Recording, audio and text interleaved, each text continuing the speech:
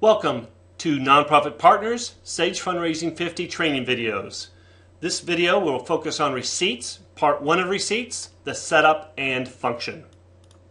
The video objectives are receipt setup, what it does, and the ease and benefit of using receipts. For receipt setup, let's go up to administration, let's go to setup, and from setup, let's go to receipts. Our receipt window will open up, and we want to ensure that our default receipt type is set to year end. Additionally, we want to go ahead and fill out the receipt header and make sure we have our organizational name, address, and so forth. 99% of all nonprofits do not give on-demand or manual receipts, so therefore this should be set to year end. Once you're done, click OK. Okay, let's look at the impact of a gift entry when the receipts is turned on to year end. Let's go ahead and do a new gift entry, and what you'll see when we do the new gift entry, automatically the receipt type is year end.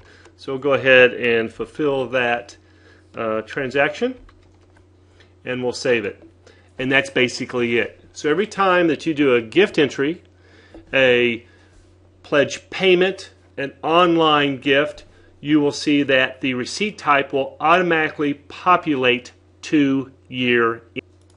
Why is this important? Well, let's look at reports.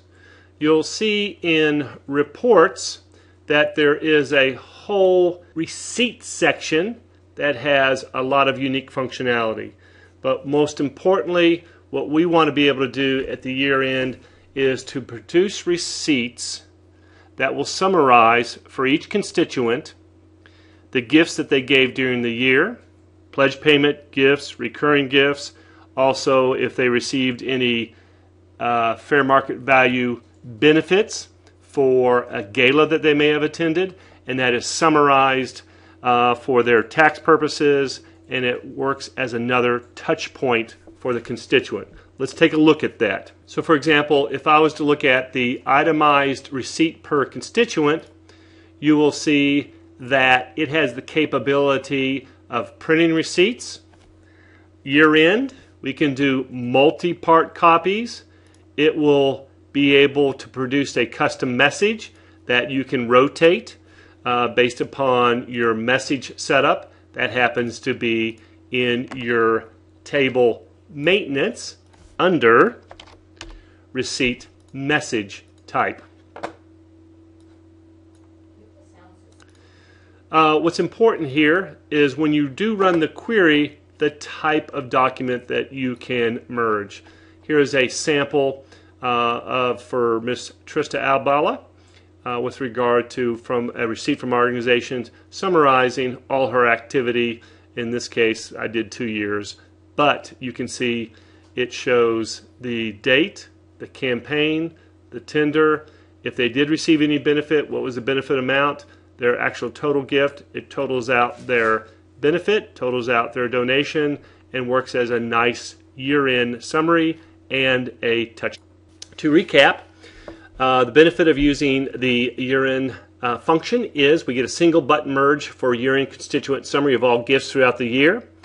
That document is a nice summary for the constituents that they can use for tax and reporting purposes.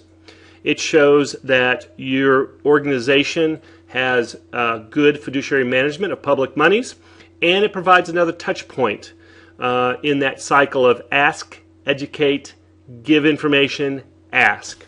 Hope this video was educational. If you need to contact us, feel free to email us or call us at the following numbers.